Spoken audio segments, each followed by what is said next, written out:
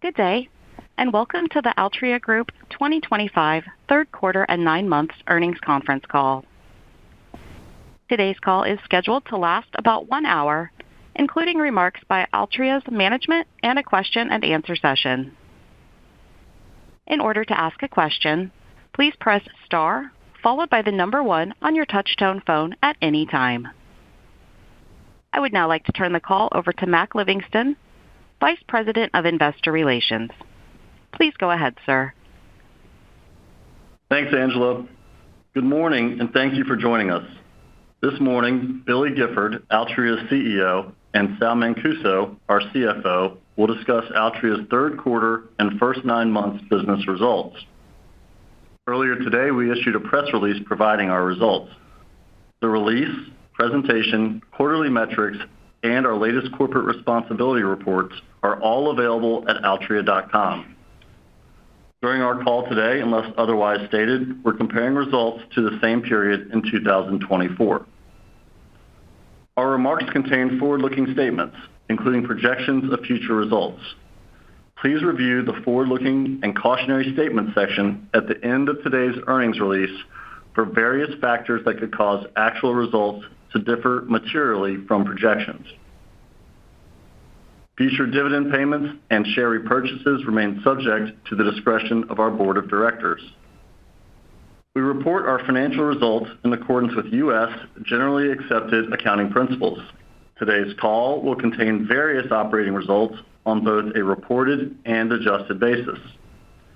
Adjusted results exclude special items that affect comparisons with reported results.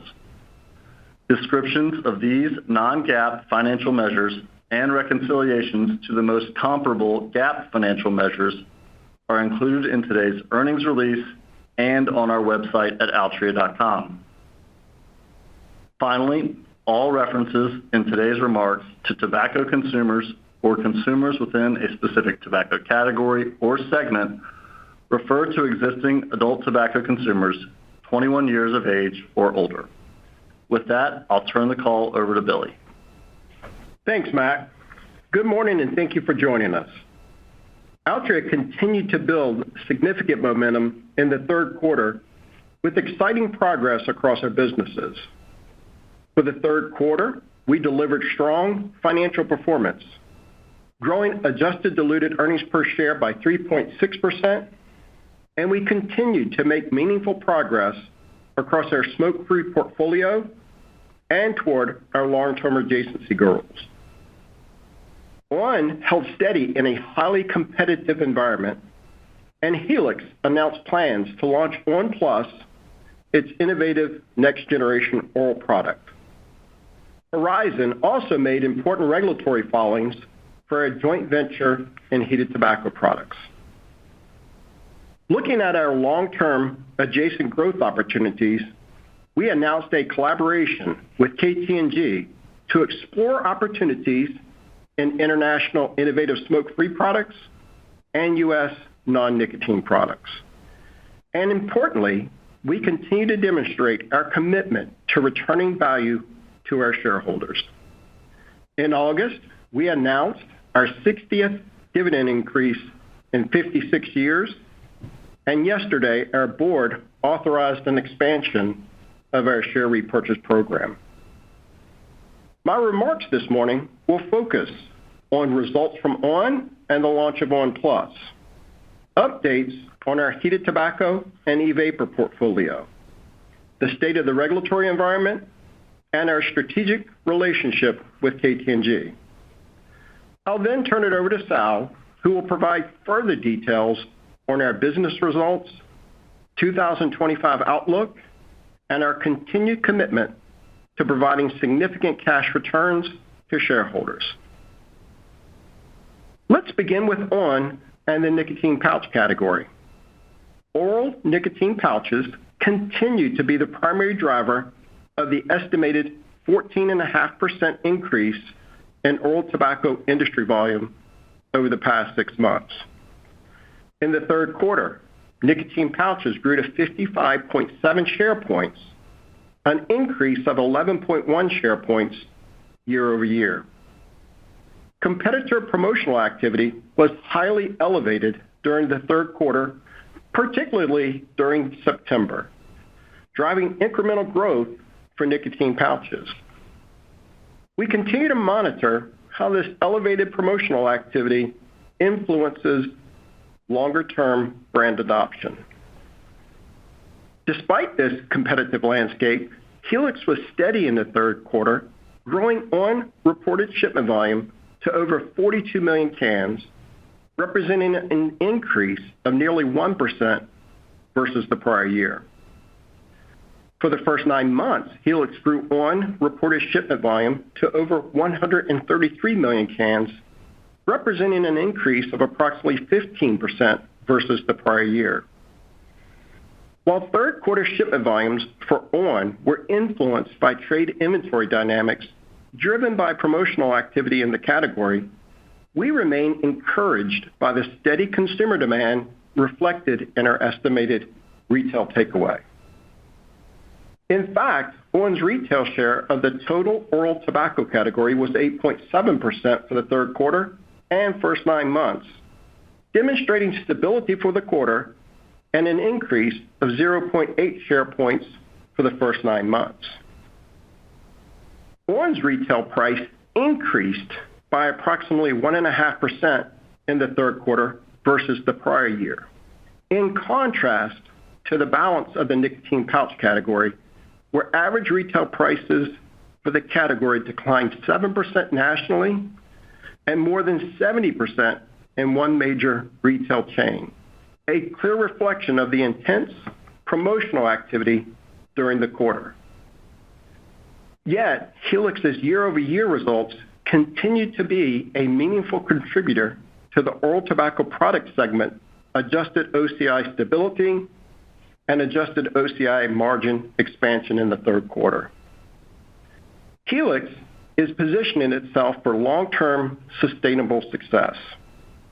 Helix recently launched on! PLUS in Florida, North Carolina, and Texas, and we are encouraged by the recent actions from the FDA that signal progress toward a more efficient and transparent authorization process for nicotine pouches, which I'll discuss later in my remarks. on! PLUS launched with 3 flavors and 3 nicotine strengths, which we believe are complementary to the current on! portfolio. We believe on! PLUS is a premium and differentiated product that we expect to appeal to both adults who dip and competitive nicotine pouch consumers. on! PLUS uniquely delivers on 3 desirable attributes for pouch consumers: comfort, nicotine delivery, and flavor satisfaction. In recent research, we compared on! PLUS Mint against several leading competitive brands. While a small sample size, on! PLUS outperformed all competitive brands in the sample. on! PLUS achieved the highest purchase intent score driven by the comfort of the pouch. In addition, innovation and consumer preferences remain at the forefront of Helix's strategy. Helix continues to build a pipeline of new on! PLUS flavors and looks forward to bringing them to the U.S. market. In heated tobacco, Horizon completed a key milestone on its path to bring Plume to the U.S. In August, Horizon filed a combined PMTA and MRTPA with the FDA for Plume and Marlboro heated tobacco sticks. We believe the science and evidence supporting Horizon's applications are compelling and present a strong case for FDA authorizations. Our teams are working diligently on Plume's go-to-market plans, and we look forward to engaging smokers with this innovative product. Moving to our e-vapor business and NJOY. We believe we have completed the product design of a modified NJOY ACE solution that addresses all 4 disputed patents. Our teams are evaluating the potential pathways to bring the modified ACE product to market. During the third quarter, both NJOY and JUUL initiated new litigation against one another. JUUL initiated litigation in federal court and before the ITC against NJOY, asserting claims of patent infringement based on sales of NJOY Daily and on any other products NJOY may be developing that would infringe JUUL's patents. We do not expect a final determination from the ITC before early 2027 and intend to vigorously defend our positions in this litigation. In addition, NJOY initiated litigation against JUUL in federal court and before the ITC, asserting claims of patent infringement based on the sale of certain JUUL products. As we assess our path forward with ACE and work diligently on our innovative product pipeline in e-vapor, the market remains saturated with flavored disposable e-vapor products, the majority of which we believe have evaded the regulatory process. At the end of the third quarter, we estimate the e-vapor category included approximately 21 million vapors, up nearly 2 million versus a year ago. During the same period, disposable vapors increased by an estimated 2.4 million to nearly 15 million. We believe that flavored disposable e-vapor products continue to represent over 60% of the category. This remains a significant issue, but we are encouraged by the recent enforcement actions and constructive regulatory dialogue that signal progress. For some time, we have advocated for stronger enforcement against illicit products, as well as for an acceleration in FDA market authorizations for smoke-free products. During the third quarter, we observed notable enforcement efforts targeting illicit products and welcomed positive plans from the FDA regarding the pace of authorizations within the oral nicotine pouch category. On the enforcement front, we continued to see elevated engagement and action from federal agencies and government officials. These actions included coordinated raids executed by the Federal Multi-Agency Task Force across the U.S., resulting in the seizure of hundreds of thousands of illicit vapor products from retailers and wholesalers, and the potential for further legal action. Ongoing seizures of illicit products, including seizure by HHS and U.S. Customs and Border Protection of more than 4 million units of illicit vapor products with an estimated retail value over $86 million, the largest seizure of this kind. And a targeted nationwide operation led by the Drug Enforcement Administration focused on illicit activity at vape shops. These federal actions, alongside efforts at the state and local level, are signs of progress. However, we believe sustained and coordinated enforcement is necessary to materially impact the state of the market. We remain steadfast in our commitment to supporting a well-functioning regulatory system. It is critical to unlock the full potential of tobacco harm reduction. These ongoing enforcement efforts are essential to provide adult consumers with access to regulated products that are supported by science and are aligned with public health goals. Beyond enforcement, we have been advocating for the FDA to accelerate product authorizations and establish a responsible marketplace for smoke-free products. Regulatory speed and clarity are also essential to delivering innovative options that meet adult consumer preferences and advance harm reduction.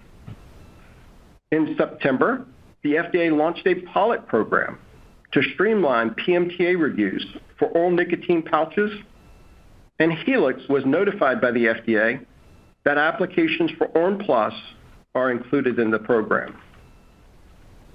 We're encouraged by this development from the FDA, and we're actively engaging with the FDA on these product applications. While the pilot only applies to certain nicotine pouches, we hope it signals broader FDA efforts to increase the speed of regulatory decisions across all smoke-free platforms. As we pursue the smoke-free opportunity within the U.S., we remain committed to our long-term adjacent growth goals.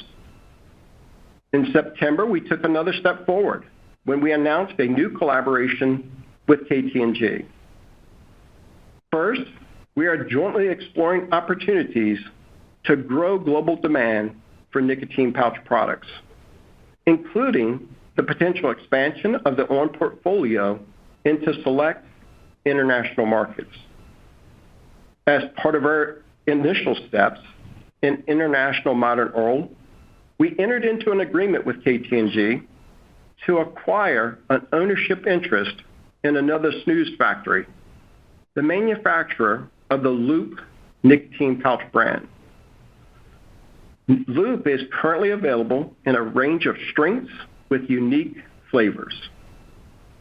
Our research shows that complex flavors are driving growth for modern oral in international markets, and we are pleased to add our investment in ASF to complement our portfolio of on!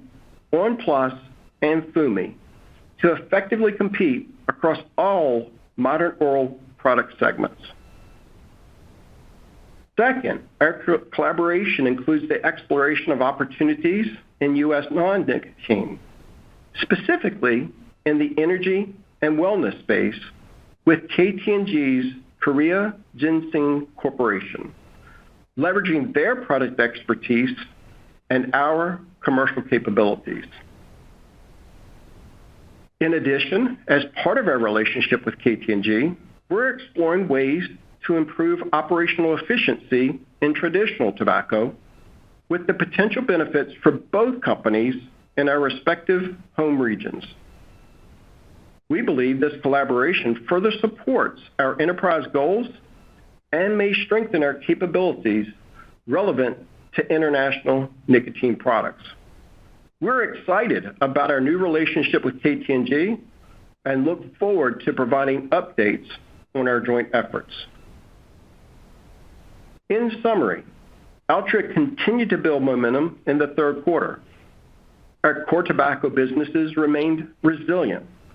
We advanced our smoke-free portfolio, and we opened new pathways for long-term adjacent growth in international modern oral and U.S. non-nicotine innovation. These efforts support the commitment to our vision and enterprise goals. I'm confident in our strategy, energized by the opportunities ahead, and thankful for our team's continued dedication to delivering long-term shareholder value. I'll now turn it over to Sal to provide more detail on the business environment and our results. Thanks, Billy. Altria delivered strong third quarter and first 9 months financial performance. Adjusted diluted earnings per share increased 3.6% in the third quarter and by 5.9% for the first 9 months.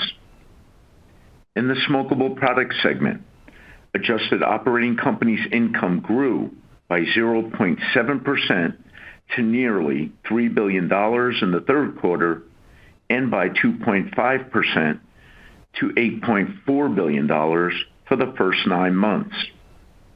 Adjusted OCI margins expanded to 64.4% for the third quarter and first 9 months, representing impressive margin growth of 1.3 percentage points and 2.7 percentage points, respectively.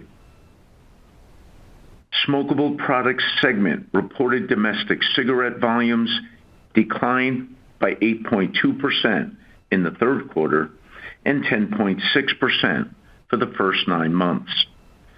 When adjusted for trade inventory movements and calendar differences, the segment's domestic cigarette volumes for the third quarter declined by an estimated 9%, slightly above the estimated 8% volume declines at the industry level.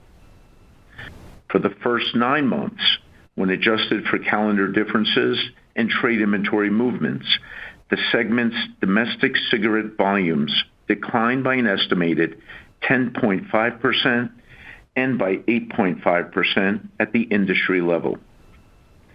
PM USA continues to execute on its strategy of maximizing profitability over the long term. While maintaining its focus on Marlboro and the premium segment, PM USA recognizes the opportunity to compete within the discount segment, guided by data-driven strategies. Within the highly profitable premium segment, Marlboro maintained its long-standing leadership in the category. In the third quarter, Marlboro expanded its share of the premium segment by 0.3 to 59.6% versus the prior year and by 0.1 sequentially. At the same time, PM USA continued to strategically invest behind Basic, appealing to a price-sensitive cohort of adult smokers within the discount segment. Many adult smokers continue to face discretionary spending pressures resulting from a variety of macroeconomic headwinds, including the compounding effects of inflation. Leveraging PM USA's data analytics and robust RGM tools, Basic grew 0.9 share points sequentially and 1.4 share points year over year for the third quarter. The discount segment of the industry expanded by 2.4 share points year over year, with Basic capturing over half of that growth. Importantly, our data show that most of Basic's share gains came from adult smokers already within the discount segment, with limited impact on Marlboro. As a result of the combined efforts across the PM USA portfolio of brands, cigarette retail share increased sequentially for the second consecutive quarter to 45.4%, growing 0.3 share points in the third quarter. Cigars also continued to be a meaningful contributor to our smokeable products segment results. For the third quarter and the 9 months, Middleton reported shipment volume increased 2% and 1.1% respectively, as Middleton outperformed in the large mass cigar industry. Let's turn now to the oral tobacco products segment. In the third quarter, adjusted OCI declined by less than 1%. Over the same period, the segment saw improved profitability through impressive adjusted OCI margin expansion of 2.4 percentage points to 69.2%. For the first 9 months, adjusted OCI increased by 3.3%, with adjusted OCI margin expansion of 1.8 percentage points to 69%. Helix's year-over-year performance was a meaningful contributor to the stability of adjusted OCI in the third quarter and to the adjusted OCI growth for the first 9 months. Total segment reported shipment volume decreased 9.6% for the third quarter and 5.2% for the first 9 months, as growth in ON was more than offset by lower MST volumes.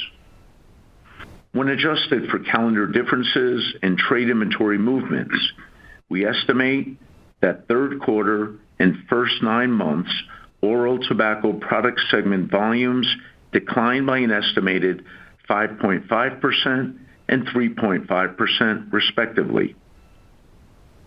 Oral tobacco products segment retail share was 31.1% for the third quarter and 32.9% for the first 9 months. In the highly profitable moist smokeless tobacco segment, Copenhagen continued to maintain its long-standing premium leadership. Turning to ABI's financial results, we recorded $157 million of adjusted equity earnings in the third quarter, up 9% versus the prior year. As Billy mentioned, our businesses performed well in a dynamic environment during the first 9 months of the year, and we effectively maintained the strength of our core tobacco businesses while investing toward our vision. As a result, we raised the lower end of our 2025 guidance range. We now expect to deliver adjusted diluted EPS in a range of $5.37 to $5.45, representing a growth rate of 3.5% to 5% from a base of $5.19 in 2024. We expect EPS growth to moderate in the fourth quarter as we lap the lower share count associated with the 2024 accelerated share repurchase program and the benefit of the MSA legal fund expiration. We are also mindful of the challenged state of tobacco consumers and will continue to closely monitor their purchasing behaviors. Our strong financial performance for the first 9 months enabled us to return nearly $6 billion to our shareholders, including $5.2 billion in dividends and $712 million in share repurchases. We remain committed to providing significant cash returns to our shareholders, as demonstrated by our recent dividend increase and share repurchase announcement. In August, our board increased our regular quarterly dividend by 3.9% to $1.06 per share, marking our 60th dividend increase in 56 years. This milestone underscores our legacy of delivering consistent shareholder value and highlights the resilience of our businesses through decades of change. And today, we announced that our board authorized the expansion of our existing share repurchase program from $1 billion to $2 billion, which now expires on December 31st, 2026. Lastly, our balance sheet remains strong.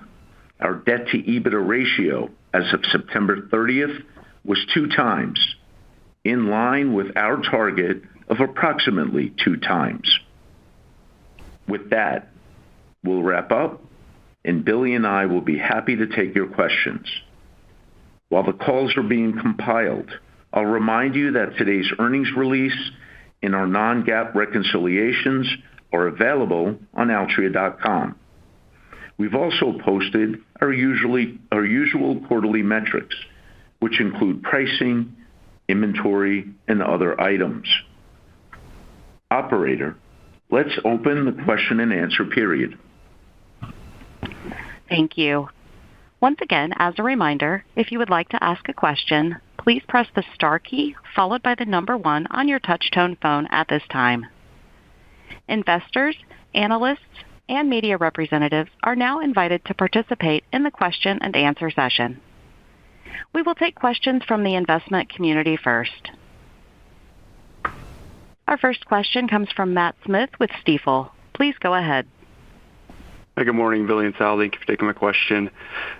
Sal, you raised the low end of the guidance again, which is nice to see here, but the fourth quarter implies a deceleration in the earnings growth. You called out lapping the share repurchase and the MSA legal fee expiration. Are there any other key puts and takes as we think about the fourth quarter and, more importantly, the path to growing smokable OCI again? Thank you. Thank you, Matt. No, as you mentioned, we did talk about the share repurchase and MSA legal fund. I'll also say we continue to monitor consumer spending. The marketplace remains dynamic. So I would really focus on that, but we feel really good about the ability to narrow guidance by raising the bottom. We're very pleased with the first 9-month financial performance. And then smokeable profitability, again, we feel really good about PM USA's performance, their ability to expand margins for Marlboro remain strong within the premium segment. So we feel really good about the smokeable business and, happy to be able to provide the guidance. Thank you. And as a follow-up, you called out the underlying cigarette industry rate of decline moderating on a sequential basis. Billy, I know you provide the 12-month bridge that shows the macroeconomic factor, but with sometimes that 12-month bridge can not move as much on a quarter-to-quarter basis. So when we think about the moderation that we saw sequentially, can you talk about the drivers that you think are leading to that? Thank you. Pass it on after that. Yeah, thanks for the question, Matt. I think when you step back and look at it, you're right, the 12-month doesn't move quite as quickly. I think what you're seeing in the marketplace, and look, our consumers still under pressure. Again, they don't need improvement. They just need consistency. And we've seen a bit of consistency around gas prices, inflation, things of that nature, and we'll see how that continues through the year. And I think we're starting to see some of and I talked about it in my remarks, some of the stepped-up enforcement in e-vapor. It puts consumers back at play. We would love to be able to keep them in the smokeless category, but when enforcement happens, it certainly puts them at play, and they consider other nicotine categories.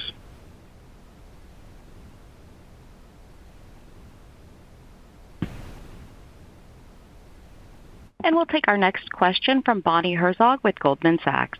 Please go ahead. All right. Thank you. Good morning. I guess I have a question first on the nicotine pouch category.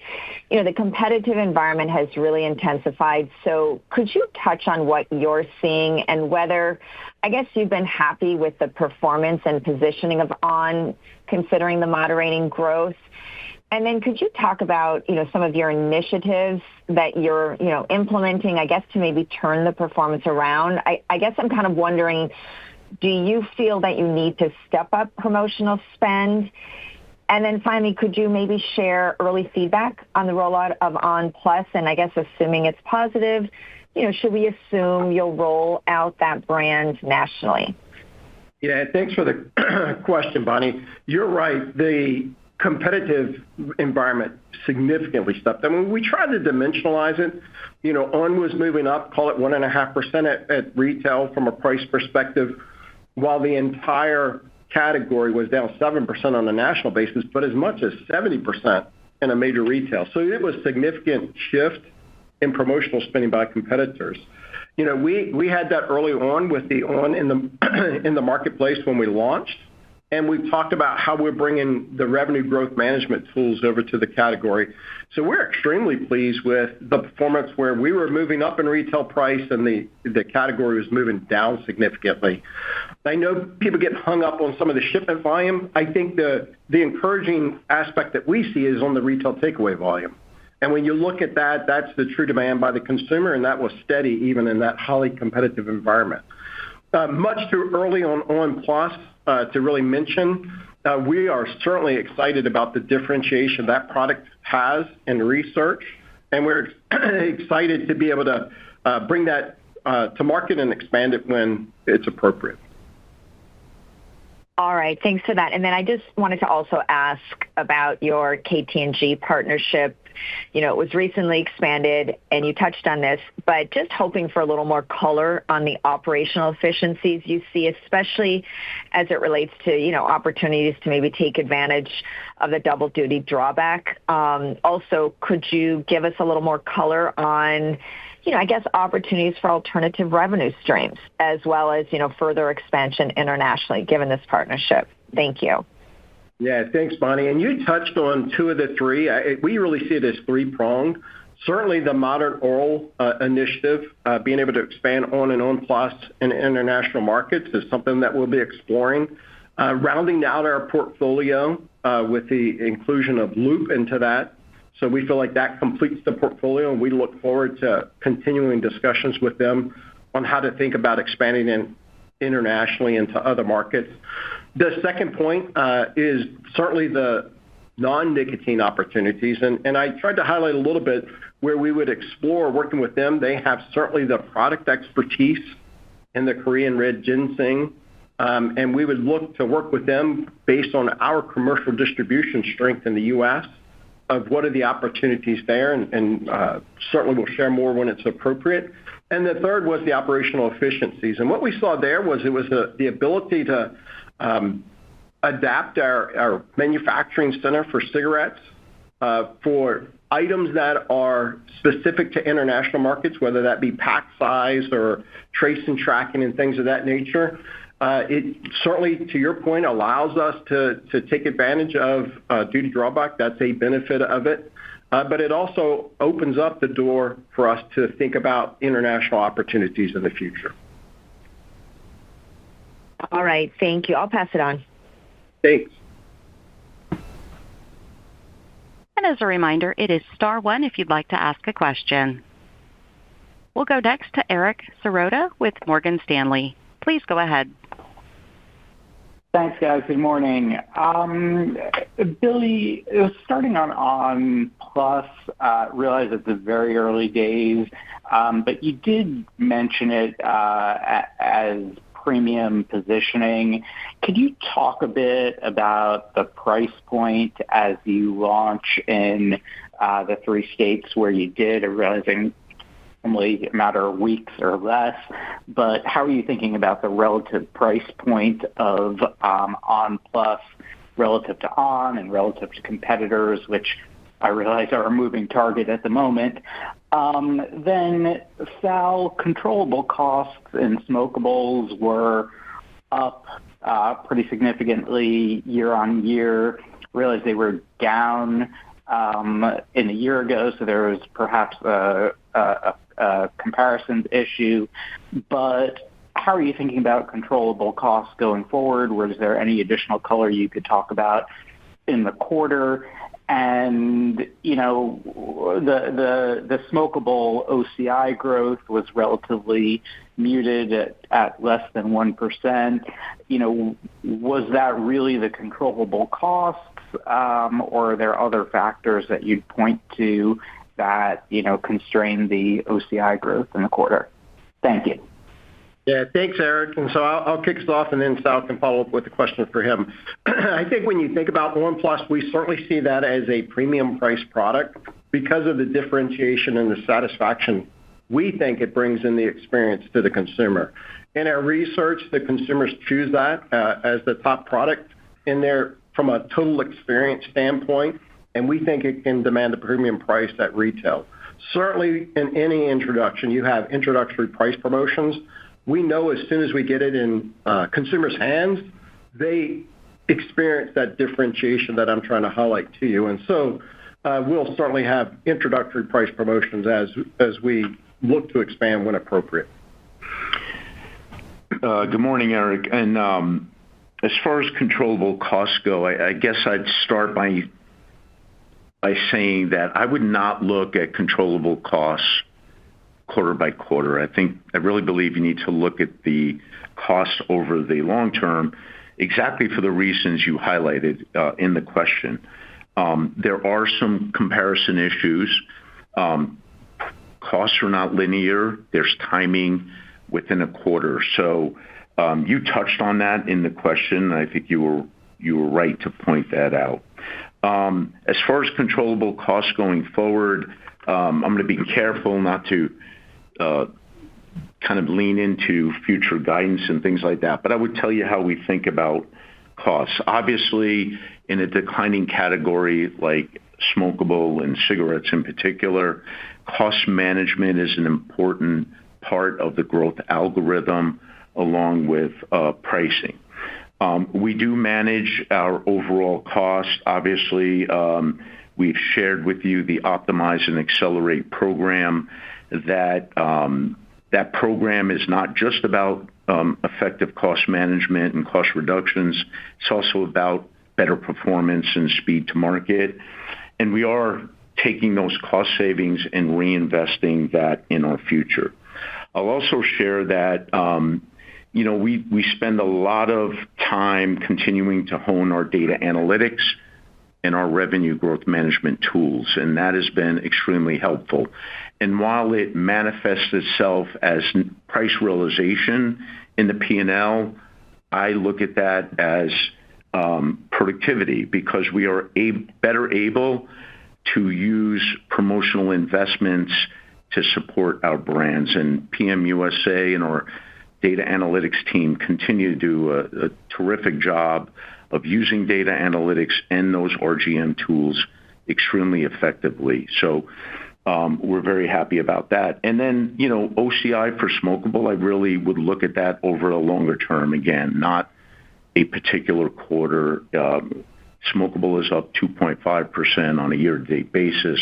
Very pleased with its performance, especially when you see the strength of Marlboro within the premium segment. Great. Thanks so much. I'll pass it on. Sure. We'll go next to Faham Beg with UBS. Please go ahead. Thanks, guys. Good morning, everyone. A couple from me as well. Firstly, if I could come back on the duty drawbacks.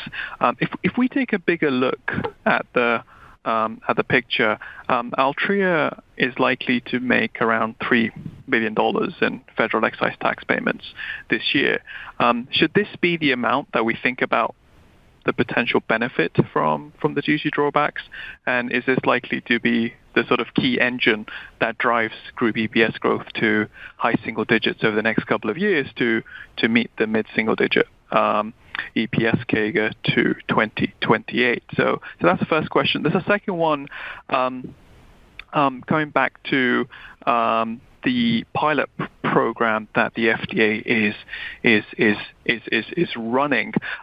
Does this, or could this impact your decision to go ahead with the national launch on Plus, i.e., you may wait for the decision on this, or you may take a decision irrespective of the program. And the second one on that is why do you think it's possible for the FDA to accelerate this process on nicotine pouches, but it's not possible to do so in vapor, which is arguably a much larger category, and reviews there began much earlier?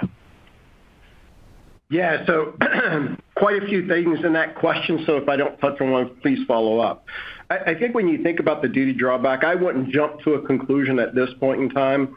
It's really about a relationship with international players. How do we think about producing cigarettes for international and some of the other benefits that we get? Certainly, drawback is an additional benefit to that. When you think about the pilot program, I want to be clear that we want a functioning regulatory system, so we're going to always make our decisions based on what's the long-term best interest of the company with an eye towards what is best to get a functioning regulatory system. I think your question related to pouches versus vapor, I think from comments from them, but just the interpretation of it being called a pilot program, they wanted to start where it made sense to start, and that's in nicotine pouches. It's a fairly set category, even though we've seen some players maybe enter the marketplace illicitly. It gives them a way to thinking about the category in total and then differentiated products and what's different between individual products in the marketplace, which should speed up their review of that. I think when you think about vapors, the marketplace is a mess right now. And so I think the nature of a pilot program is to learn. They will learn. Manufacturers, including us, will learn. It's been a very collaborative process with constant engagement through the application review process, which is very different and very encouraging from the FDA we experienced under the previous administration. So I think once you have those learnings, we would hope and encourage the FDA to expand it to other categories. I guess just a quick follow-up. Could you clarify that the EPS growth is suggested to accelerate to high single digits over the next couple of years in order to meet your mid-single digit EPS CAGR. Is that still the ambition?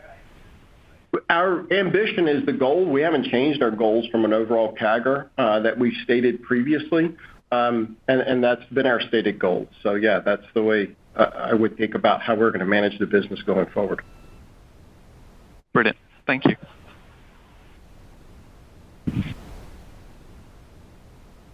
There appears to be no further questions at this time. I would now like to turn the call back over to Mac Livingston for any closing remarks.